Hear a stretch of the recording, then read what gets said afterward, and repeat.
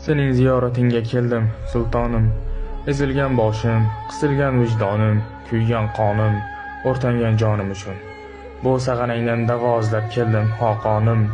100 yillardan beri jafo ko'rib, g'am chekib, turkning qonli ko'z yoshlarini etaklaringga to'karga keldim. Qorong'u o'liklar ichra yog'dusiz qolgan o'zbek ko'zlari uchun tuprog'ingdan surma olgani keldim.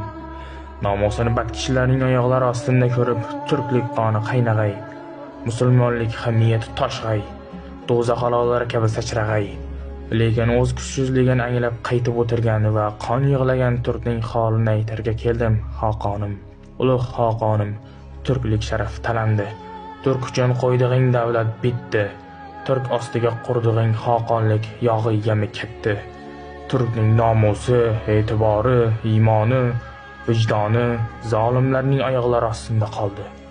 Turkning yurti, ulog'i, o'chog'i, to'roni yotqonlarga tushdi. Turkning bilgisi, ongi, o'ylovi, ziyrakligi jaholat o'ljasiga ketdi. Sening qiliching bilan dunyo egasi bo'lgan turk tinchgina bir yotoq topolmay qoldi. Sening kuching bilan dunyo hojasi bo'lgan turk temir panjaralarga kirdi, xoqonim. Sening